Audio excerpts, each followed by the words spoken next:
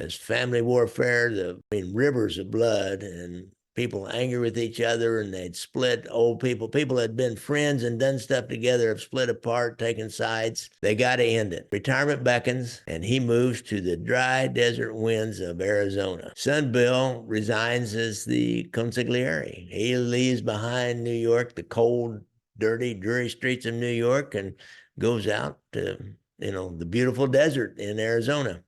Paul Siaka will not hold this position as head of the Bonanno family very long. Another guy, Natal Joe Diamond's Evola, who was a Bonanno loyalist from the old days, will then be the next boss in 1971. And he dies in 1973 from natural causes, and that's when, modern times, Philip Rusty Rastelli will be promoted to boss of the Bonanno family and establish some long-term continuity. Joe Bonanno's living out here in Arizona, embracing retirement, supposedly. I know he did a few little things out here, but not really very much. He decides to write a book. Horror of horrors, he writes a book about his life in the Mafia. Nobody had ever done that before, or they had. Lucky Luciano did, but it was more fiction than fact, I think.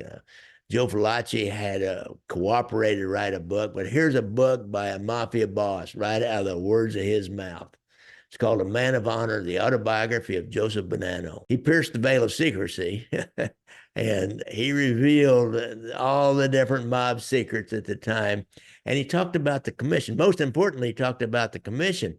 Now, the New York United States attorney in I think the Southern District, Rudy Giuliani, who we all know, he read A Man of Honor, and he used that as part of his famous commission case, because in that book, Joe Bonanno talks about the Mafia Commission. You're not supposed to say that stuff out loud, let alone write it in a book. Well, Joe Bonanno didn't live to really find out about how his book was used. May 11th, 2002, final chapter of Joseph Bonanno's life came to a close. Out in Tucson, Arizona, he died natural death, left behind a legacy etched in the annals of crime history.